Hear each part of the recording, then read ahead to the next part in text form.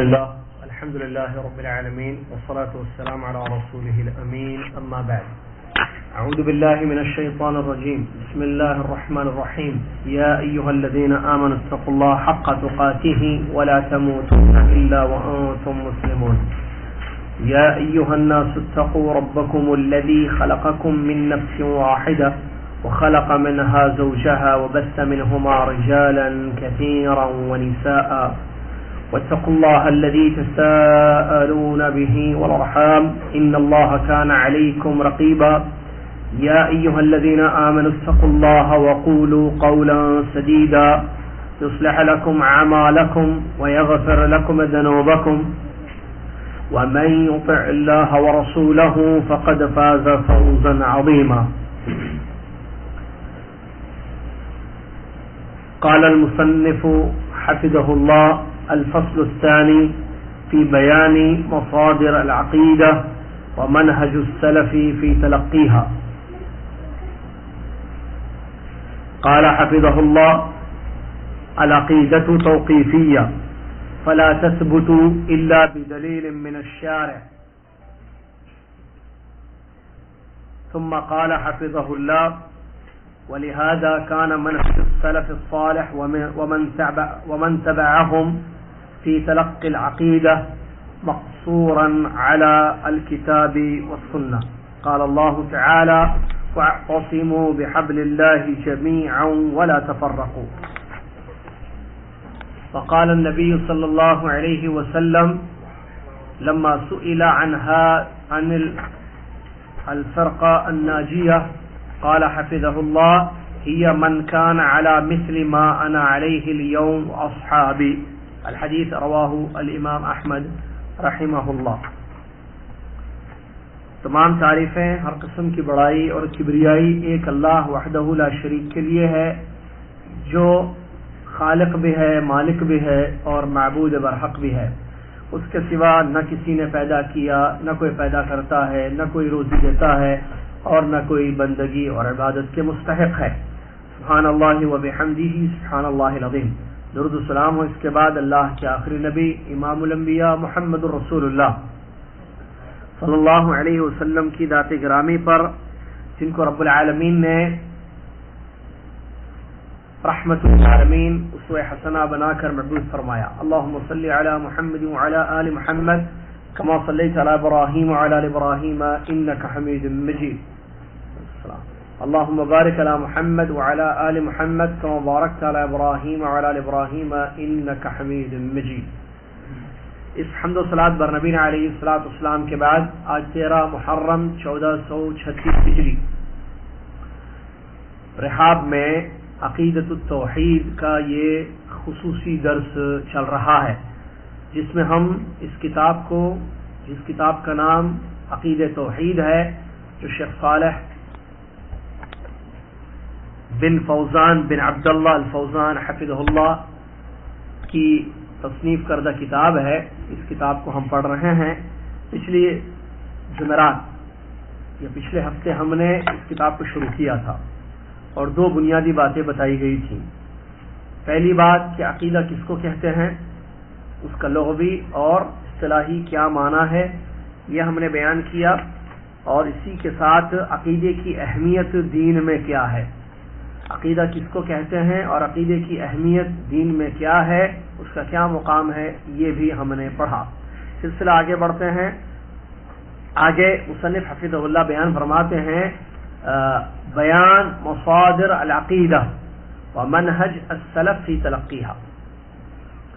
اگلا چیپٹر ہے ہمارا جو دوسرا ہوگا، جو دوسری کلاس ہے، یہ عقیدہ کہاں سے ہم لیں گے، اس کا بیان کہ عقیدہ ہم کہاں سے لیں گے، سورس آف عقیدہ کیا ہے اور سلف صالحین نے کس طریقے سے عقیدے کو لیا اور سمجھا ہے.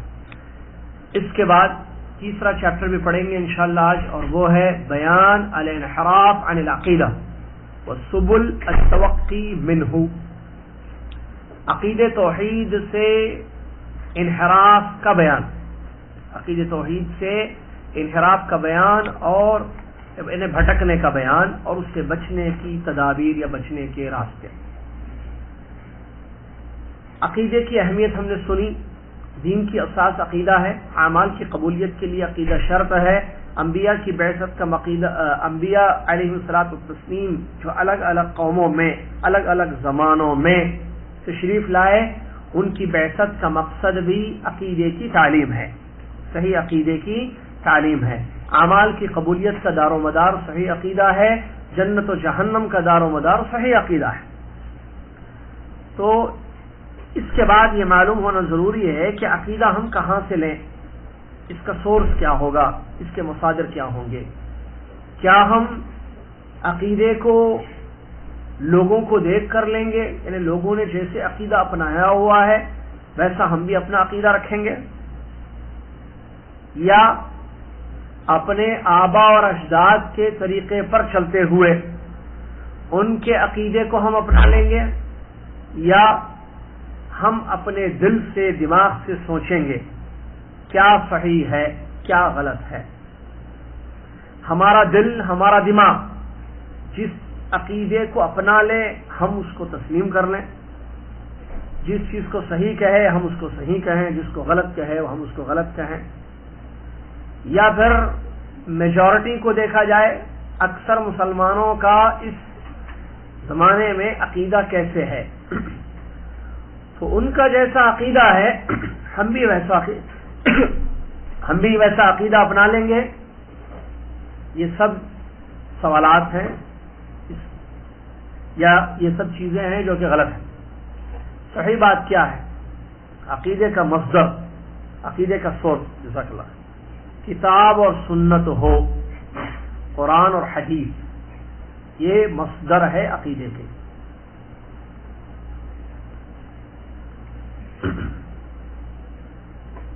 اس سلسلے میں پہلی بنیادی بات عقیدے کے سورس مصادر کو ہم پڑھنے کے لیے، عقیدہ مصنف کہتے ہیں، بڑی اچھی بات انہوں نے لکھی، العقیدہ توقیفیہ فلا تثبت الا بدلیل من الشارع ولا مجال فيها للرأي والاجتهاد. عقیدہ توقیفی مسئلہ ہے. عقیدہ کیا ہے؟ توقیفی مسئلہ ہے. رائے اور اجتہاد کا کوئی دخل عقیدے کے باب میں نہیں ہے. کہ آپ کی رائے کیا ہے تو آپ اپنی رائے کو جو ہے اپنی رائے سے عقیدہ اپنائیں گے یا اجتہاد کریں گے؟ نہیں. عقیدے کا چیپٹر ایسا ہے جو توقیفی ہے. توقیفی کا مطلب رک جانا. ہم کوئی بھی چیز ایز اے عقیدہ ایکسپٹ نہیں کر سکتے جب تک کہ شریعت سے اس کی دلیل نہ ہو. اس کو بولتے ہیں توقیفی. توقیف ہے نا رک جانا، ٹھہر جانا. کسی چیز کو ہم عقیدے کا نام نہیں دے سکتے. کوئی چیز اللہ عقیدے کے بارے میں ہم نے بتایا تھا، شریعت کی دو قسمیں ہیں، ایک ہے اعتقادیات، ایک ہے عملیات. ایک عقیدہ اور ایک ہے عمل. شریعت دو ہی چیزیں ہیں.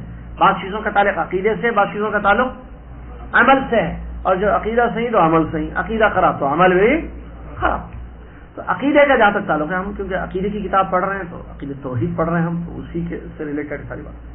عقیدہ توقیفی مسئلہ ہے. کسی چیز کے بارے میں اعتقاد نہیں رکھا جائے گا جب تک کہ شریعت سے اس کی دلیل، چاہے اللہ کے بارے میں ہو، فرشتوں کے بارے میں ہو، رسولوں کے بارے میں ہو، پیغمبر کتابوں کے بارے میں ہو، آخرت کے بارے میں ہو، تقدیر کے بارے میں ہو. توقیفی ہے مطلب ٹھہر جائیے، کوئی بھی چیز مت سوچیے، مت اپنائیے جب تک کہ دلیل سے ثابت نہ ہو. بغیر دلیل کے آپ کوئی عقیدہ نہیں رکھ سکتے، کوئی اعتقاد نہیں رکھ سکتے. دل و دماغ پر کسی بات کو بٹھا نہیں سکتے جب تک کہ دلیل اس کی نہ ہو. یہ بات سب سے پہلا پوائنٹ یہ ذہن رکھیں. جیسے عبادت توقیفی ہے. توقیفی مسئلہ سمجھ رہے ہیں؟ کوئی بھی کام شروع نہیں کر سکتے ہیں آپ بغیر دلیل کے. کوئی عقیدہ اپنا نہیں سکتے، کوئی عقیدے کو اپنی زندگی میں نہیں لا سکتے جب تک کہ دلیل نہ ہو. جیسے عبادت کے لیے یہ قاعدہ استعمال کیا جاتا ہے، عبادت توقیفیہ ہے. عبادت آپ کوئی بھی قسم کی عبادت شروع نہیں کر سکتے. کرنے کے لیے کیا چاہیے؟ دلیل چاہیے. اس کے علاوہ دنیاوی جو امور ہیں، دنیا کی چیزیں ہیں، اس میں کیا ہے؟ توقیفی نہیں ہے مسئلہ. ہو کر سکتے ہیں آپ، نہیں کرنے کے لیے کیا چاہیے؟ دلیل. مسئلہ سمجھ رہے ہیں؟ عبادت شروع نہیں کر سکتے، شروع کرنے کے لیے کیا چاہیے؟ دلیل چاہیے. دوسری چیزیں کر سکتے ہیں، نہیں کرنے کے لیے کیا ہے؟ اس کو بولتے ہیں عبادت شروع نہیں کر سکتے ہیں، کرنے کے لیے کیا چاہیے؟ اس کو بولتے ہیں توقیفی. کیا کہتے ہیں؟ توقیفی. تو ویسے عقیدہ کیا ہے؟ توقیفی ہے.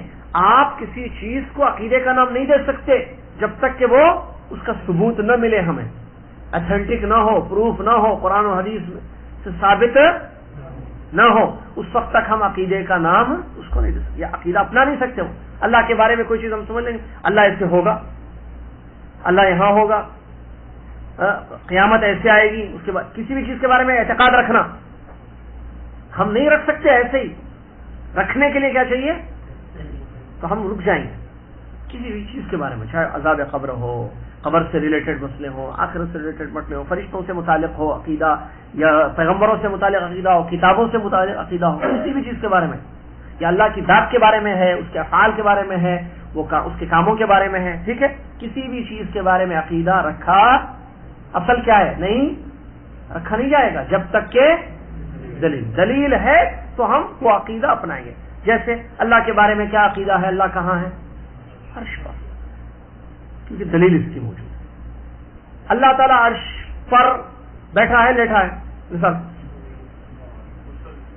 بیٹھا ہے لیٹا ہے. اصل یہ نہیں، اس چیز کو اسٹارٹ نہیں کریں گے، ہم سوچیں گے نہیں، عقیدہ نہیں اپنائیں گے، کیونکہ عقیدہ توقیفی ہے. میں توقیفی ورڈ سمجھا. اور ایک بات یاد رکھنا، جب تک آپ غور سے سنیں گے نہیں سمجھیں گے نہیں.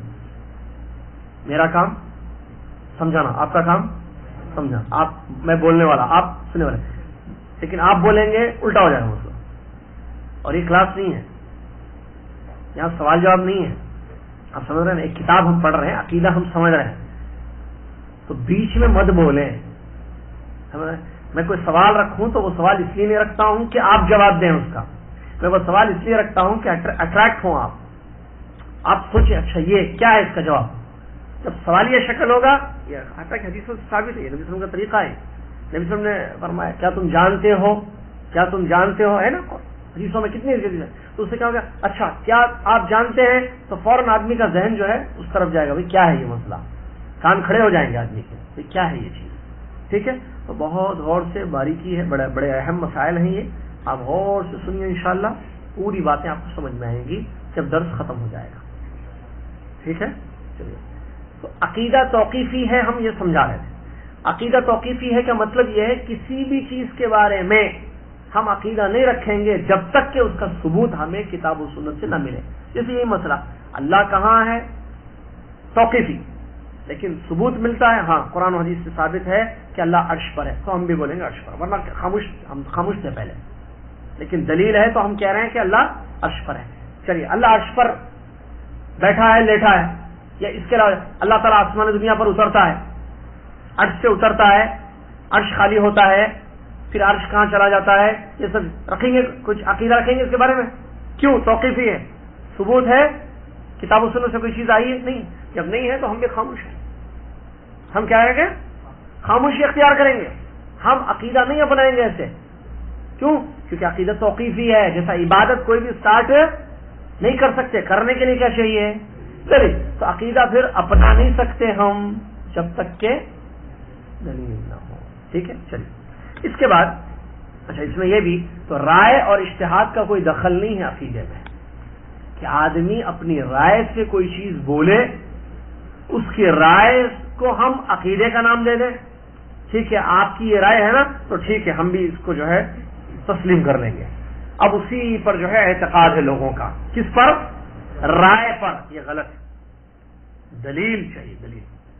اجتہاد کیا، کسی نے سوچا اللہ تعالیٰ، سب مثال کے ذریعے سے، اللہ تعالیٰ تہجد کے وقت آسمان دنیا پر آ رہا ہے، تو پھر عرش کیا ہوگا؟ سوچ رہا ہے. کسی مولوی نے جو ہے اجتہاد کیا،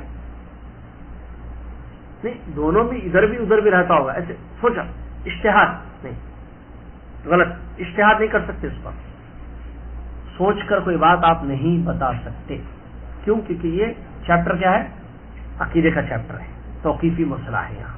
چلیے، اس کے بعد عقیدہ کہاں سے لیں گے؟ عقیدہ کہاں سے لیں گے؟ بہت بڑا مسئلہ ہے. بچہ جب پیدا ہوتا ہے، بڑا ہوتا ہے، تو عقیدہ اس کا ایک اعتقاد ہوتا ہے، اس کے عقیدے ہوتے ہیں. کہاں سے لے رہا ہے وہ؟ اکثر لوگ جو ہے ماں باپ سے لیتے ہیں عقیدہ. کیا کرتے ہیں؟ ماں باپ. جو ابا کا عقیدہ وہ بیٹے کا بھی عقیدہ ہے، جو امی کا عقیدہ ہے وہ بچی کا بھی عقیدہ ہے. یا استاد سے لیتے ہیں یا میجورٹی سے لیتے ہیں. بھئی بستی کے مسلمان کیا رکھتے ہیں عقیدہ کسی بھی چیز کے بارے میں؟ ہمارا بھی وہی عقیدہ ہے، وہ جو سوچیں گے ہم بھی وہی سوچتے ہیں. یا باپ دادا کے طریقے پر اپنا، وہ تو باپ دادا کا ہے. یا جو ہے آگے آ رہا ہے اس کو تقلید شخصی بھی کیا، کسی ایک شخص کو فالو کرنا، وہ جیسے عقیدہ دنیا والوں کو دیں گے ہم بھی ویسی عقیدہ اپنائیں گے. یا سوچیں گے دماغ سے، دل سے سوچیں گے کہ عقیدہ کیسے ہونا چاہیے، اس چیز کے بارے میں کیا عقیدہ ہونا چاہیے. ہمارا دل جس طرف جھک رہا ہے یا دل میں جو بات سمجھ میں آ رہی ہے ہم اس کو اپنا رہے ہیں ایز اے عقیدہ.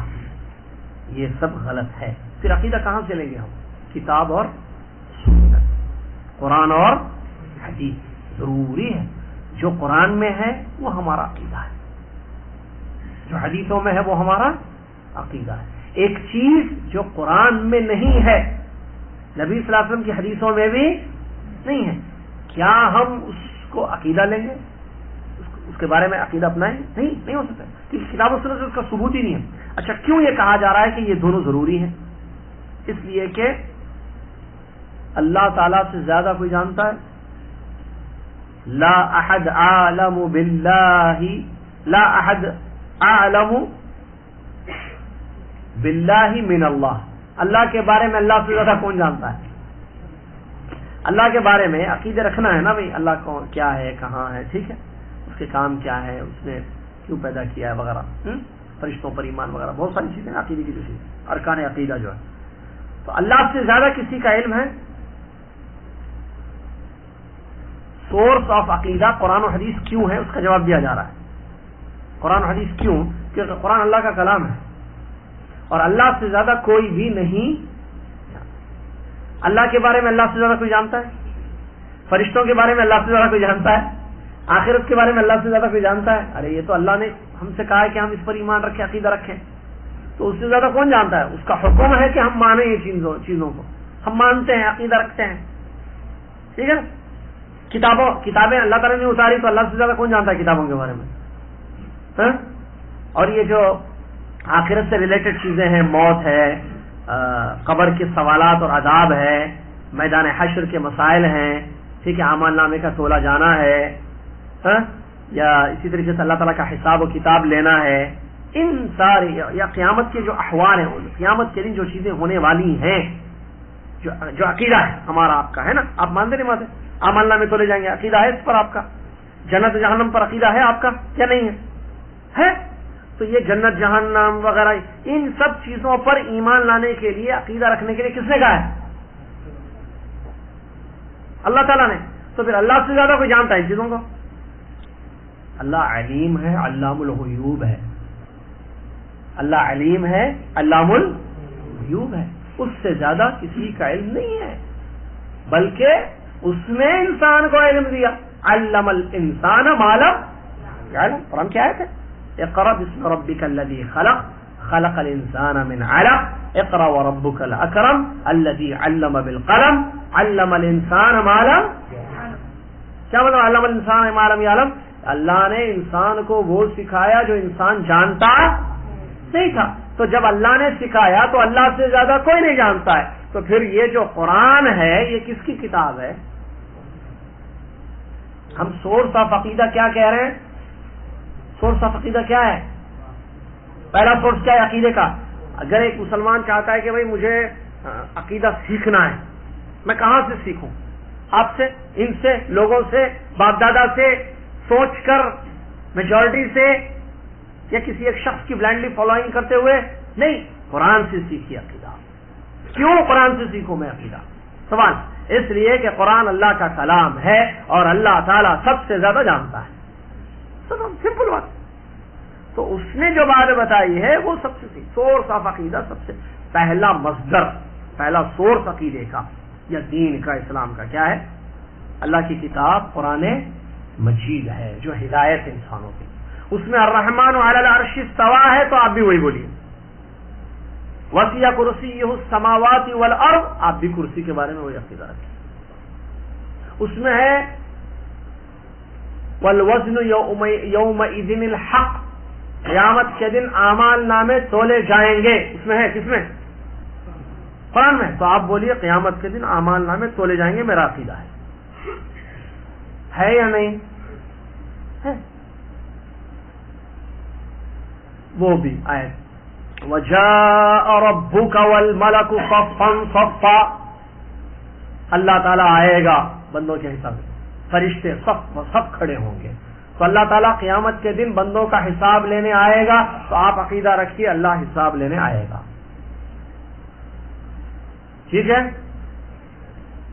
عیسیٰ علیہ السلام کے مثالیں لے رہا ہوں سمجھنے کے لیے. سورس آف عقیدہ قرآن کیوں ہے؟ کہ قرآن میں ہے تو آپ بھی وہی عقیدہ رکھیں، کیونکہ وہ اللہ کا کلام ہے. اللہ نے فرمایا وما قتلوہ وما صلبوہ ولکن شبہ لہم، لوگوں نے عیسیٰ کو نہ قتل کیا علیہ السلام، نہ سولی چڑھائی، بلکہ عیسیٰ علیہ السلام کے جیسے ایک آدمی کو سولی چڑھا دی، قتل کر دیا. پھر عیسیٰ کہاں ہے؟ اللہ کہتا ہے، اب اللہ زیادہ جانتا ہے ہم اللہ. عیسیٰ کہاں ہے پھر علیہ السلام؟ کیا عقیدہ رکھوں گے میں عیسیٰ علیہ السلام کے بارے میں؟ دیکھیے قرآن کو، سورس آف عقیدہ بولے قرآن دیکھیں گے ہم نا. اللہ کہہ رہا ہے بر رفعہ اللہ الیہ، اللہ نے اپنے پاس اوپر اٹھا لیا. تو آپ بولیے اللہ تعالیٰ نے اوپر اٹھا لیا. عیسیٰ کہاں ہے؟ اوپر ہے. عیسیٰ علیہ السلام کہاں ہے؟ اوپر ہے. بس یہ عقیدہ آپ کو قرآن دے رہا ہے، تو آپ بھی کیا بولیے جو اللہ نے بولا. جی یہ ہے سوچ، کیونکہ اللہ سے زیادہ کوئی نہیں جانتا ہے. ایک اس کے بعد دوسرا سورس کیا ہے عقیدے کا؟ سنت، حدیث ہے. کس کی؟ ہماری، آپ کی حدیث یعنی بات ہے محمد الرسول اللہ صلی اللہ علیہ وسلم، جو قرآن کی تفسیر ہے، قرآن کا بیان ہے، قرآن کا ایکسپلینیشن ہے. قرآن مختصر ہے، مجمل. اقیموا صلاۃ کہا اللہ نے قرآن میں، نماز قائم کرو. کیسے قائم کرنا؟ کتنے بجے پڑھنا؟ کتنی رکعت پڑھنا؟ ٹھیک ہے، یہ سب کہاں ہے؟ قرآن میں ہے. قرآن میں کہیں بھی ظہر کی نماز 4 رکعت، فجر کی نماز 2 رکعت، عصر کی نماز 4 رکعت، مغرب کی نماز 3 رکعت، عشاء کی نماز 4 رکعت نہیں ہے. پھر کیسے پڑھیں گے؟ حدیث. اللہ نے قرآن میں کیا کہا؟ نماز قائم کرو. قائم کرنے کا پورا طریقہ اور تفصیل کہاں ملے گی؟ سنت رسول میں، حدیث رسول میں. تو ہم وہ دیں. اس کا مطلب قرآن کیا، قرآن کی جو ہے ایکسپلینیشن کیا ہے؟ جس کو بیان بولتا ہے. اللہ نے قرآن میں فرمایا لِتُبَيِّنَ لِلنَّاسِ مَا نُزِّلَ إِلَيْهِمْ، آپ کا کام یہ ہے نبی صلی اللہ علیہ وسلم کہ آپ لوگوں کو بیان کیجئے جو چیز اتاری جا رہی ہے.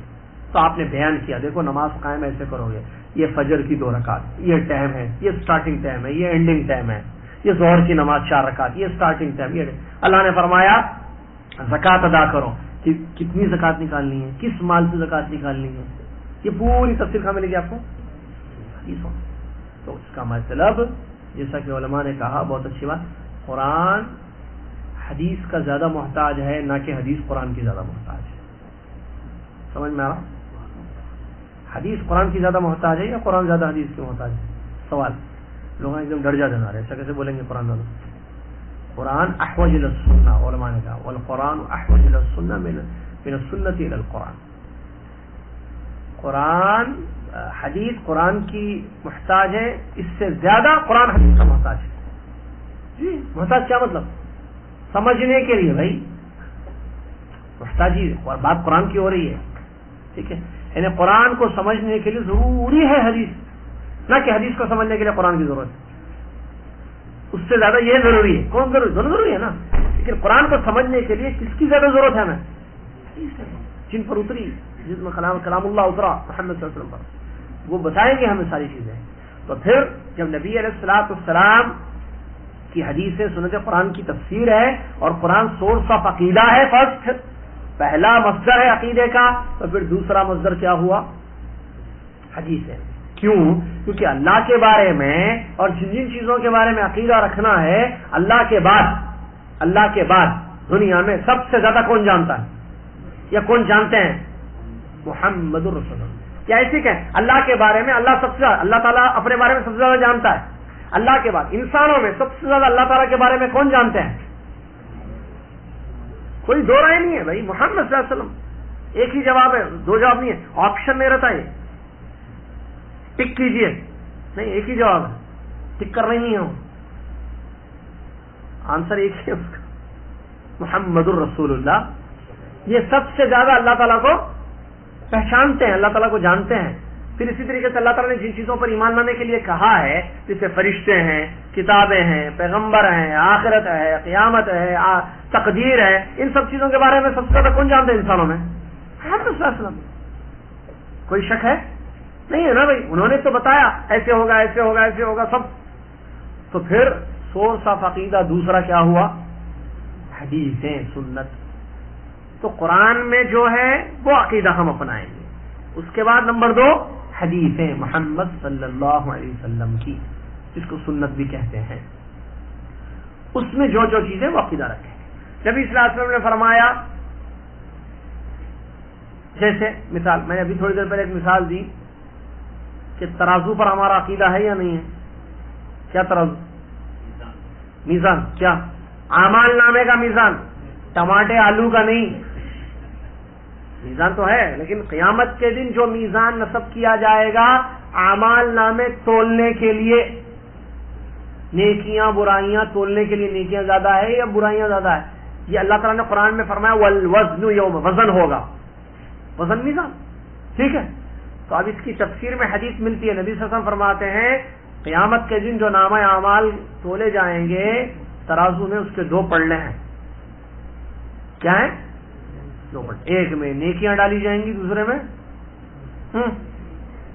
برائیاں، گناہ۔ تو اب ہم عقیدہ رکھیں گے نہیں، 2 ہوں گے، 2 کا ذکر قرآن میں نہیں ہے، اور ایک میں نیکیاں ایک میں زیادہ، یہ قرآن میں نہیں ہے، یہ حدیث میں ہے۔ ہمارا عقیدہ ہوگا نہیں ہوگا؟ اللہ تعالیٰ اترتا ہے جب رات کا تیسرا آخری پہر باقی رہتا ہے، کہاں اترتا ہے؟ آسمان دنیا پر۔ کیا عقیدہ رکھیں گے ہم؟ یہ کس نے فرمایا؟ محمد الرسول اللہ صلی اللہ علیہ وسلم، حدیثیں ہیں صحیح۔ تو ہمارا عقیدہ کیا ہوگا؟ اللہ تعالیٰ کیا بولنا؟ آپ ہم کیا بولنا؟ اللہ تعالیٰ نہیں کیسا اترتا بھی، کیسے بولنا ہے ایسے؟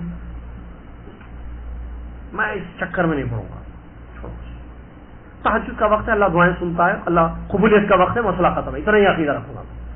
اچھا اترتا ہے، اترتا نہیں، ارے کیسے نہیں، کیا بولے؟ میں کچھ نہیں بولوں گا، ابھی مجھے سمجھ میں نہیں آ رہا ہے، میرے دماغ سے عقیدہ نہیں لینا ہے، عقیدہ توقیفی ہے۔ پھر کلاس کو اسٹارٹ میں درس کے شروع میں بتا دیے، دلیل سے ثابت ہے، رسول صلی اللہ علیہ وسلم نے فرمایا اترتا ہے، آپ بولے اترتا ہے، صحابہ نے کیا کیا؟ اترتا ہے، یہ صحابہ کا اثر ہے۔ قرآن کتاب و سنت سے انہوں نے اپنے عقیدہ جوڑ لیا، جو آج کا مسلمان نہیں جوڑتا ہے، عقیدہ کتاب و سنت سے نہیں لیتے ہیں، اسی لیے گمراہیاں ہو رہی ہیں۔ عقیدے میں بگاڑ کیوں آیا؟ ریزن سب سے بڑا آگے آ رہا ہے، ریزن، اسباب آگے آ رہا ہے، پڑھیں گے تو ہم جو ہے سنت میں جو ہے ویسا عقیدہ اپنائیں گے۔ حدیث میں جیسے اللہ تعالیٰ کے اترنے کا ذکر ہے تو ہم بھی اترنا، اللہ تعالیٰ اترتا ہے کہیں گے۔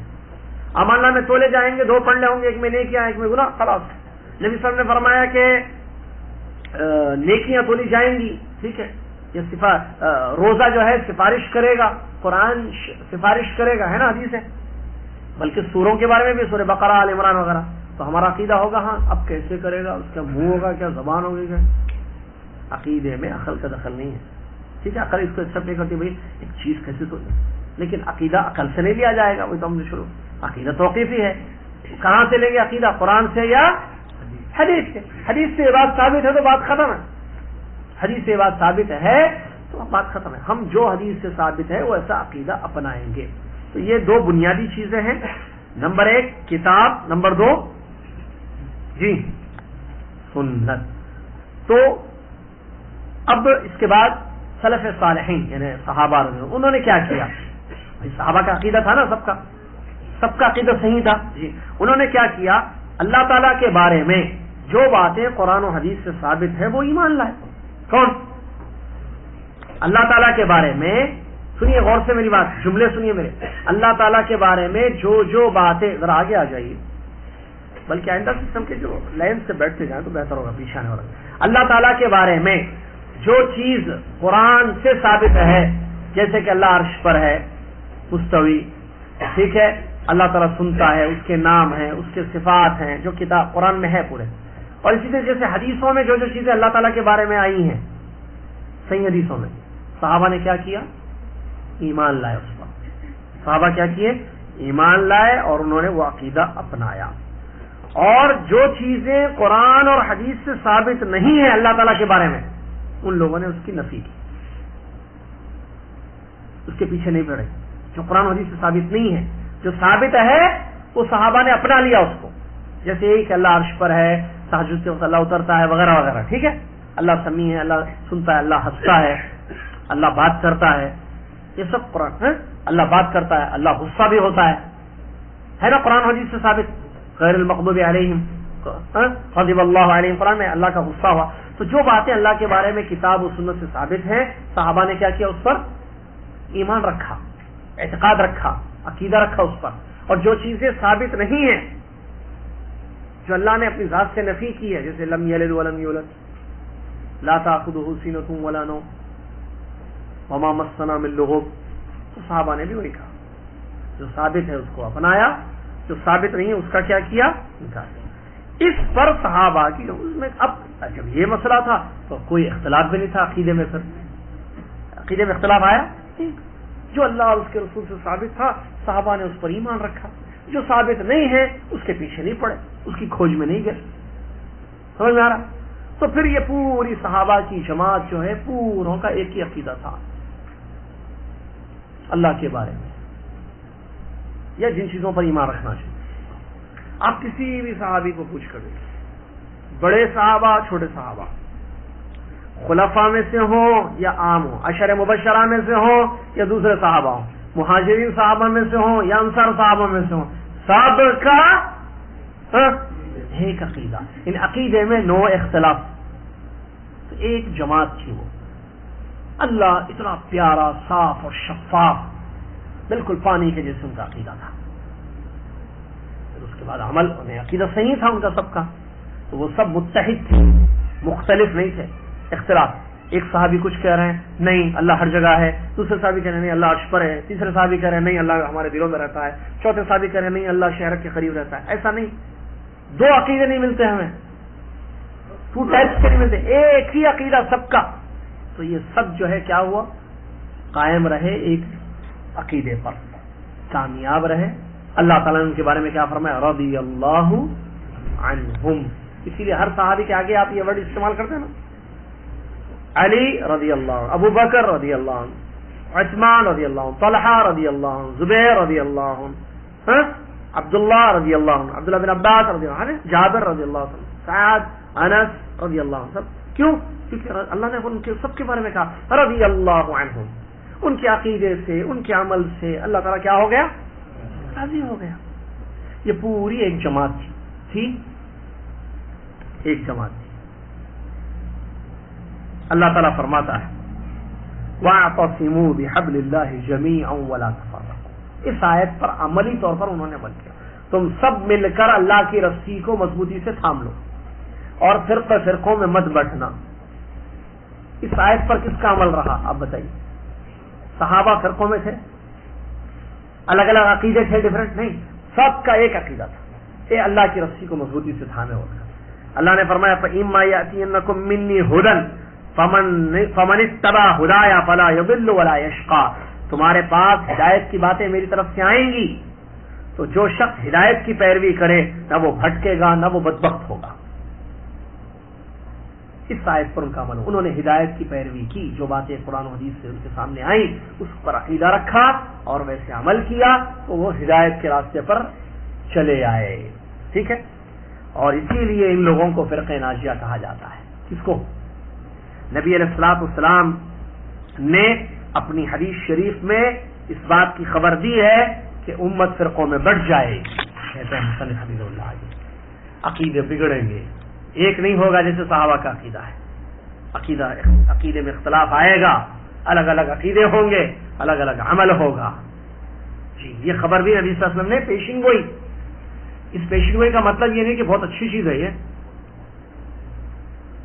اللہ تعالیٰ نے قرآن میں منع کیا ہے. ابھی تھوڑی دیر پہ ولا تفرقوا، سب متحد ہو جاؤ، یونٹی، ایک عقیدہ ہونا پوری دنیا میں مسلمانوں کا اللہ کے بارے میں. الگ الگ عقیدے نہیں، ایک رہنا، عمل بھی ایک رہنا. اخلاق ایک، طریقہ ایک، منہج ایک، فرقہ بندی سے منع کیا. تو نبی صلی اللہ علیہ وسلم نے جو حدیث میں خبر دی ہے کہ 73 ہوں گے، تو یہ تعریف میں نہیں ہے یہ کہ ویری گڈ میری جو ہے امت جو ہے الگ الگ جو نہیں، یہ خبر ایسا ہوگا، کیا کریں، نہیں ہونا چاہیے، ہوگا ایسے بولتا ہے نا، سمجھ نہیں چاہتے ہوئے کوئی چیز ہوتی ہے نا، ایسا ہے مسئلہ. تو نبی علیہ الصلوۃ والسلام نے کیا فرمایا اس کے بارے میں؟ کلھا فی النار. کیا سب اختلاف جو ہوگا عقیدے کا سارے لوگ جنت میں جائیں گے؟ نہیں، سب جہنم میں جائیں گے سوائے ایک کے. نبی صلی اللہ علیہ وسلم سے سوال کیا گیا کون ہے وہ ایک؟ تو آپ نے فرمایا ہی من کان علی مثل ما انا علیہ اليوم واصحابی. مسند احمد کی حدیث ہے صحیح، وہ لوگ ہوں گے جو آج میں اور میرے صحابہ جس عقیدے اور عمل پر ہیں، کیونکہ شریعت دو قسم کی ہے، عقیدہ اور عمل. من کان علی مثلی، مثل مطلب سیم سیم، یہ مثل کا ورڈ ہے یہاں حدیث میں، سیم. میرا اور میرے صحابہ کا جو عقیدہ ہے ان لوگوں کا سیم ویسے عقیدہ ہوگا. میں سیم ورڈ انگلش کا ہے، مثل کہتے ہیں، لائک بولتے ہیں نا، بالکل ہے، ارے دونوں سیم ہے بولتے نا، مثل. ہاذا مثل ہاذا عربی میں بولتے ہیں، یہ اس کے جیسا ہے، مطلب دونوں میں مشابہت ہے. مشابہت بھی نہیں، ایک جیسی، یکسائی ہے، ایک جیسے ہیں دونوں. کیا ہے؟ ایک جیسے ہیں دونوں، سمجھ رہے ہیں؟ نبی صلی اللہ علیہ وسلم نے یہ ورڈ استعمال کیا ہے، آج میں اور میرے صحابہ جیسے ہیں ان کا بھی سیم ہوگا عقیدہ. دیکھیے تو اس کا مطلب کہ جو ہے یہ 73 تو ہوں گے، جو 73 فرقے 73 قسم کے عقیدے ہوں گے، ایک ایک فرقے کا ایک ایک عقیدہ. اب دیکھیے اللہ کے بارے میں کتنا عقیدے ہیں مسلمانوں کے. فرشتوں کے وہ ٹاپک کو لے لیجیے آپ، عقیدہ کیسے مسلمان کا؟ سب کا ایک ہے نہیں، الگ الگ ہے سب کے. آخرت کو لے کر دے دیجیے آپ، قبر کے مسئلے کو لے لیجیے آپ، یا قیامت کے دن کے جو مسائل ہیں جس کے بارے میں عقیدہ ہونا چاہیے اس پہ لے لیجیے آپ. خود پیارے نبی صلی اللہ علیہ وسلم کے بارے میں یا پیغمبروں کے بارے میں عقیدہ کیا ہے؟ کوئی بشر مانتے، کوئی نور مانتے، کوئی حیاتی مانتے، کوئی مماتی مانتے. نہیں زندگی ہے ان کی کہتے ہیں، سب کا انتقال ہو گیا کوئی کہتے ہیں، ہے نا اختلاف عقیدے میں، ہے نا اختلاف. کتابوں کے بارے میں بھی اختلاف پایا گیا. تو سارے صحیح ہیں؟ نہیں، ایک صحیح ہے. وہ کون ہے؟ وہ ایک جن کا عقیدہ میرے اور صحابہ کے جیسے ہوگا. پیارے نبی صلی اللہ علیہ وسلم کا عقیدہ کیسے تھا اللہ کے بارے میں؟ جنہوں نے عقیدہ سکھایا پوری دنیا کو. کیا نبی صلی اللہ علیہ وسلم نے یہ تعلیم دی کہ اللہ ہر جگہ ہے؟ کیا یہ قرآن و حدیث سے ثابت ہے؟ پھر جو ہے صحابہ کا کیا عقیدہ تھا اللہ کے بارے میں، اللہ کی ذات کے بارے میں؟ اس ایک فرقہ ناجیہ کا وہی عقیدہ ہوگا. تو اب وہ فرقہ ناجیہ کا عقیدہ کیوں ایسے ہوگا؟ کیونکہ انہوں نے عقیدہ انہوں نے عقیدہ کہاں سے لیا؟ جو سورس ہے عقیدے کے، قرآن اور حدیث. جہاں مسلمانوں نے اس چیز کو چھوڑا، کس قرآن کو چھوڑا، حدیث کو چھوڑا. علم الکلام ایک چیز، ٹھیک ہے، علم الکلام. یہ منطق، معلوم منطق سمجھتے ہیں؟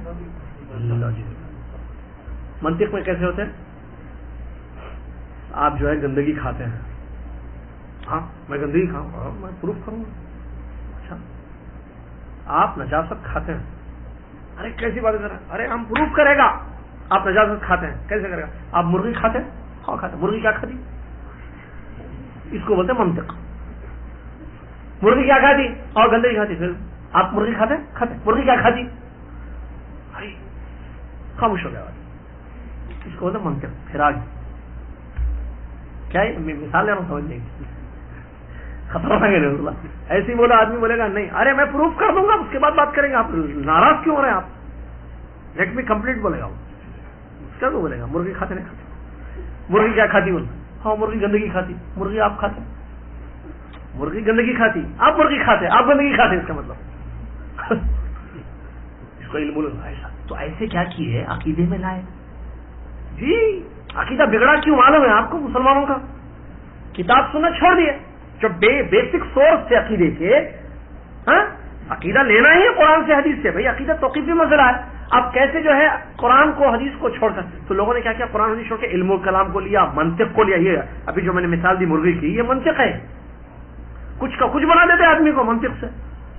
اس لیے علماء نے جو ہے اتنا خطر ہے، یہ منطق کی وجہ سے اتنا بگاڑ آیا تھا ایک آج کل نہیں ہے، ایک زمانے میں اتنا آیا تھا کہ علماء نے یہاں تک کہہ دیا کہ اگر کوئی منطق سیکھے گا، وہ سیکھنا پڑتا ہے، سبجیکٹ ہے وہ، جس میں ایسی کسی کو کچھ بھی بنا دیں گے لوگوں کو، ابھی جیسے مثال، تو علماء نے یہاں تک سختی کی کہ جو منطق سیکھے گا وہ زندگی ہو جائے گا، یعنی کافر ہو جائے گا، نکل جائے گا، سیکھنا ہی نہیں ہے سبجیکٹ، کیونکہ اس کی وجہ سے عقیدے خراب ہو رہے لوگوں کے، خراب کر رہے لوگوں کے عقیدے، اتنا خطرناک سبجیکٹ ہے وہ۔ تو لوگوں نے کیا کیا، عقیدے کو منطق سے سمجھا، منطق سے، ٹھیک ہے، اور علم الکلام سے، یا جو ہے یونان کے جو فلسفے ہیں، ان سے۔ تو جب قرآن و حدیث کو چھوڑ کر ان راستوں پر چلے، عقیدوں میں کیا ہوگا، آٹومیٹکلی بگاڑ آنا شروع ہو گیا، پھر گیا عقیدہ، اسماء و صفات میں بگاڑ، الوہیت میں بگاڑ آیا، اللہ تعالیٰ کی وحدانیت میں جو ہے بگاڑ آیا، عقیدے میں اللہ تعالیٰ یا فرشتوں کے بارے میں، یا جتنی ارکان ایمان ہے یا ارکان العقیدہ ہیں، عقیدے کے جو ارکان ہیں یا اس کی جو چیزیں ہیں، سب میں بگاڑ پیدا ہو گیا، انحراف پیدا ہو گیا۔ کیوں؟ کیونکہ اصل سنت کو چھوڑ دیا، جہاں سے لینا تھا عقیدہ وہاں سے نہیں لیے، اور جہاں سے نہیں لینا تھا وہاں سے لینا شروع کر دیا، تو پھر گڑبڑ تو ہوئی، اس کا اثر پڑے گا نہیں پڑے گا۔ اسی لیے آج دیکھیے آپ، میجورٹی آف مسلمس عقیدہ صحیح نہیں ہے دنیا میں، اکثر مسلمانوں کا تعجب ہے نہیں، اور عقیدہ اساس ہے۔ میں نے پچھلی کلاس میں بتایا تھا، جنت و جہنم کا دار و مدار عقیدے پر ہے۔ عمل میں بگاڑ پیدا ہو، عمل میں کمی ہو تو اتنا نقصان نہیں ہوگا، نقصان تو اس سے بھی ہوتا ہے، لیکن عقیدہ گیا تو سب کچھ چلا گیا، جس کو یوں کہہ سکتے ہیں کہ مسلمان کا سب سے بڑا خزانہ کیا ہے، عقیدہ ہے۔ یہ اگر صحیح نہ رہے تو گئی زندگی اس کی، اور اس میں بگاڑ ہے آج مسلمانوں۔ کیوں؟ کیونکہ کتاب و سنت کو چھوڑ دیا، کچھ بھی بول اللہ کا دماغ سے بتا دیں، تعمیلیں ہیں پوری، ٹھیک ہے، منطقی مسئلے ہیں سب، یا فلاسفہ سے لے لیا، ہندوؤں سے لیا عقیدے، جی نہیں معلوم کتنی چیزیں ہیں چیک کیجیے مسلمانوں میں جو ہندوؤں سے عقیدہ ہے۔ کہاں سے آیا عقیدہ؟ ہندوؤں سے آیا، پیچھے جا کے دیکھو ہندوؤں کے پاس تھا ہوگا، ارے ہمارے پاس کیسے آ گیا بھائی؟ دینا تھا، دیا نہیں، میں نے اس سے پہلے بتایا، کتاب و سنت کا جو عقیدہ تھا یہ دینا تھا، لیے جتنے کنکر اتنے شنکر، معلوم جتنے کنکر اتنے وحدت الوجود کہاں سے آیا عقیدہ؟ ہر چیز میں اللہ ہے، اگر عقیدہ ہے خطرناک عقیدہ ہے، کفریہ، آپ میں مجھ میں ہر چیز میں اللہ کیا ہے؟ حائل ہے، استغفر اللہ۔ تو یہ کہاں سے آیا؟ اوتار، کافروں کا عقیدہ ہے کہ بھگوان جو ہے انسان کے اندر سما جاتا ہے، تو ہم اس کی پوجا کرتے ہیں، تو وہ اللہ کی پوجا، کیونکہ آپ کے اندر بھگوان ہے۔ کہاں سے آئے؟ آیا نا وہاں سے، تو ہمارے مسلمانوں کا عقیدہ آیا ہے۔ یہ تو ایک میں مثال دے رہا ہوں، اسے اور چیک کیجیے عقیدے کے چیپٹر کو آپ لے کر، کہاں سے گڑبڑ ہوئی ہے۔ تو جب اصل چیز کو چھوڑ دیا گیا تو یہ چیزیں تو ہوں گی حاصل، اسی لیے ضروری ہے کہ مسلمان اپنے عقائد کو درست کریں، کتاب و سنت کی روشنی میں، بس جو قرآن میں ہے وہ عقیدہ رکھیں، جو حدیث میں ہے وہ عقیدہ رکھیں، جو قرآن میں نہیں ہے حدیث میں نہیں ہے وہ عقیدہ نہیں رکھا جائے گا۔ اس کے بعد وقت ہو گیا ہے، اسباب عقیدے میں جو انحراف آیا اس کے صرف اسباب کو، جو تقریباً کتنے ہیں، 7 اسباب ذکر کیے گئے، 7 عقیدے میں جو دنیا میں مسلمانوں میں بگاڑ پیدا ہوا، اس کے ریزنز کیا کیا ہیں، اس کو صرف سرسری میں بتا دیتا ہوں، آئندہ جمعرات اس کی تفصیل ہوگی۔ نمبر 1، صحیح عقیدے سے ناواقف ہونا۔ جب صحیح چیز نہیں معلوم ہوگی تو غلط چیز کو کیا سمجھیں گے ہم؟ اوریجنلٹی نہیں معلوم، آپ اوریجنل چیز کیا ہے تو آپ کیا ڈپلیکیٹ کو بھی کیا کریں گے؟ وہ اصلی آدھا بول کے لے لیں گے، اصلی نہیں معلوم ہے آپ۔ الجہل بالعقیدہ الصحیحہ، پہلا ریزن لوگوں کے بھٹکنے کا عقیدے میں کیا ہے؟ صحیح عقیدے سے ناواقفیت، جہالت۔ نمبر 2، آبا اور اجداد کو لے کر تعصب کرنا، نہیں ہمارے ابا کا یہی تھا بھائی، ارے ابا دادا، بس خاندانی پرمپرا پر قائم رہتے ہوئے عقیدوں کو اپنانا، یہ دوسری وجہ رہی بگاڑی۔ تیسری وجہ جو ہے تعصب، کسی ایک شخص کی بات کا، ٹھیک ہے، تعصب سمجھتے ہیں، کسی ایک کی بات کو پکڑ کے رکھنا، یہ تیسرا بڑا ریزن رہا ہے جس سے عقیدے میں انحراف آیا۔ چوتھا، نیک لوگوں کے بارے میں غلو کرنا. یہ کیا بتا رہا ہوں میں ابھی آپ کو؟ کس چیز کے اسباب؟ عقیدے کے بگاڑ کے اسباب کیا ہیں؟ سوال، عقیدے میں بگاڑ کیوں آیا؟ کیا اسباب رہے؟ کچھ اسباب رہے. نمبر 1 صحیح عقیدہ نہیں معلوم ہونا. نمبر 2 آبا اور اجداد کے طریقے پر چلنا. نمبر 3 اندھا کسی کی بات پر چلنا. ٹھیک ہے. نمبر 4 نیک اور اچھے لوگوں کے بارے میں غلو کرنا. نمبر 5 اللہ تعالیٰ کی آیتوں پر غور نہیں کرنا. قرآن کی آیات پر، اللہ تعالیٰ کی نشانیوں پر غور نہیں کرنا، نشانیوں پر غور. 5 نمبر 6 گھروں کا صحیح تربیت سے خالی ہونا. 5واں ریزن. 6واں ریزن گھروں میں صحیح عقیدے کی تربیت نہیں ہونا. تربیت نہیں ہو رہی عقیدے کی گھروں میں، کیونکہ گھر میں بچے رہتے ہیں، بچہ چھوٹا رہتا ہے، اس کی صحیح تربیت نہیں ہو رہی، صحیح اس کو گائیڈ نہیں کیا جا رہا ہے عقیدے کے چیپٹر کو لے کے، تو بچے کا عقیدہ کیا ہو رہا ہے؟ بگڑ رہا ہے. 7واں بہت بڑا سبب اور لاسٹ سبب، تعلیم کے جو وسائل ہیں اس میں بھی گڑبڑ. تعلیم یعنی سکھانے کے جو جیسے مدرسے ہیں، اسکولس ہیں، کالجز ہیں، یونیورسٹیاں ہیں، ان میں عقیدے کی تعلیم نہیں دینا. یہ 7واں بڑا ریزن ہے. اب ایک ایک ریزن کو غور کیجیے. 100% صحیح اسی وجہ سے تو ہو رہا ہے. یہ 7واں ریزن پر بھی غور کیجیے. آپ کیا ہے بھائی؟ بچہ گھر میں، ایک تو گھر میں بھی نہیں ہے، صحیح عقیدہ معلوم نہیں ہے، باپ دادا کے طریقے پر چل رہا ہے. ریزنس دیکھیے. اور گھر میں اس کی تربیت عقیدے کی نہیں کی جا رہی ہے. پھر جب وہ جو ہے بسم اللہ بول کر پہلا دن اسکول جا رہا ہے، LKG UKG ہمارے یہاں جو تھے، ٹھیک ہے، 1st 2nd 3rd 4th 5th 6th 7th 8th 9th 10th SSC ISC پتہ نہیں کیا کیا ہے کورس، ٹھیک ہے، وہاں تک جا رہا ہے. یا CBSE کورس. اسکول میں عقیدہ نہیں سکھایا جا رہا ہے. اس کے بعد کالج، پورا کالج. اسکول میں کتنے سال پڑھا بچہ؟ 10 سال. کتنے ایئرس تک تھا؟ 12-13 سال تک اسکول میں تھا. عقیدہ ندارت. کالج گیا، عقیدہ نہیں معلوم. یونیورسٹی گیا، عقیدہ نہیں معلوم. اس کے بعد شادی کر کے بیوی بچوں کے ساتھ زندگی گزار رہا ہے. نہ گھر میں عقیدہ معلوم ہوا، نہ اسکول میں معلوم ہوا، نہ جو ہے صحیح عقیدہ معلوم ہے اس کو.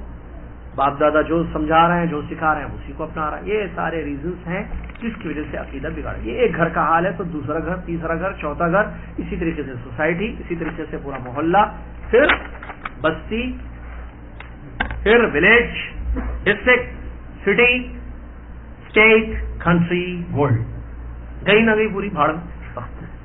کیا ہے؟ خلاص عقیدہ ختم.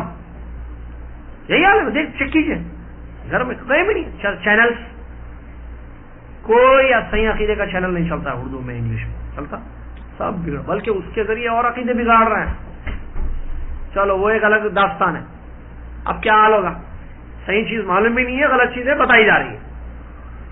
اسی لیے آج کا بچہ بہت بڑا ڈاکٹر بن رہا ہے، زبردست انجینئر ہے، شارپ مائنڈڈ ہے، بہت اعلیٰ تعلیم اس نے، ہائی ایجوکیشن کی ہے، ترقی بہت کی ہے تعلیم میں، لیکن عقیدے میں زیرو. کیا ہے عقیدے میں؟ بڑا ڈاکٹر ہے، سرجن ہے بہت بڑا، بولتا ہے اللہ تعالیٰ ہر جگہ موجود ہے. کیا بولتا؟ سرجن صاحب ہے بہت بڑے، گولڈ میڈلسٹ ہیں سرجن.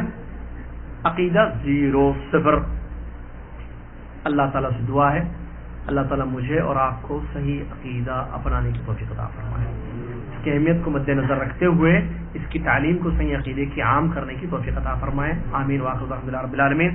والسلام علیکم ورحمۃ اللہ وبرکاتہ. کفایت مجلس پڑھ لیں. سبحانک اللہم و بحمدک، اشہد ان لا الہ الا انت، استغفرک و اتوب الیک.